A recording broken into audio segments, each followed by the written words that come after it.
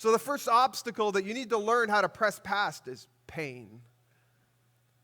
That maybe you're here today and you're experiencing or you've experienced some kind of pain in your life. The Bible tells us that this woman that we just read about, it says that she suffered a great deal. She was no stranger to pain. She understood what it was to have pain, and maybe you're here and you can identify with suffering. You can identify with having pain and hurt in your life.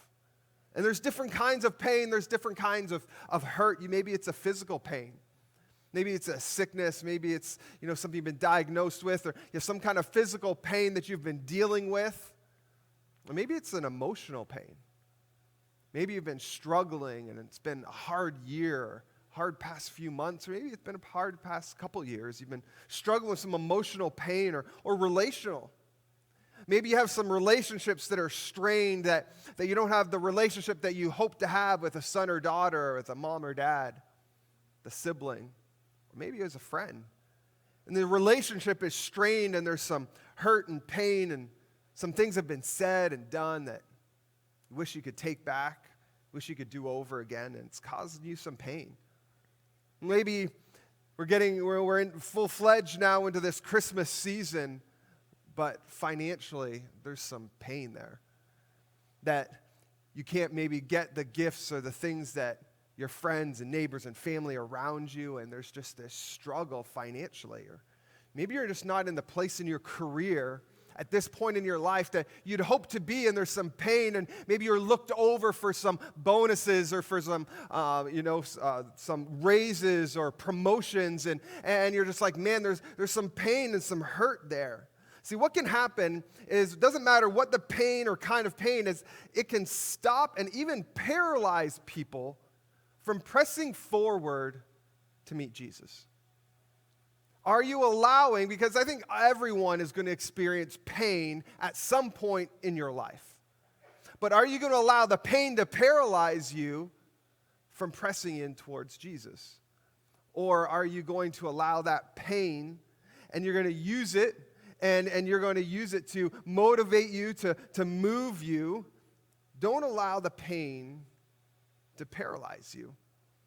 I can remember back in probably it was 2012, when Brooklyn was around a year old, and we got a diagnosis that really shocked us, that really took us off guard, that caused some emotional and maybe even deep down some physical pain when we got the word from the doctor that Brooklyn has a severe disability, actually a chromosome missing in her DNA, and it's going to cause delays, and it's going to cause a number of issues for her moving forward. Susie and I, in that moment, man, we had some decisions to make about how we were going to respond to that pain. Because it was a pain of wondering, what is it going to be like, of so many, far more questions than anybody had any answers for us. But we had to decide, how are we going to allow this pain, this hurt, to paralyze us as parents, as husband and wife, as pastors, as mom and a dad? Are we going to allow this to paralyze us, or were we going to allow it to propel us? Let me tell you, there were moments it paralyzed. I'll be honest, it paralyzed, didn't feel like we knew what to do next and what decision to make, how to move, what to do. There were moments and times that, yes, absolutely, it paralyzed us. And maybe there's some pain in your life that it has paralyzed you, that you're just not sure what to do, where to go, how to handle the pain, what to do with the pain and the hurt. I want to tell you today that, man, those moments are okay, but don't stay there. Don't live in those moments.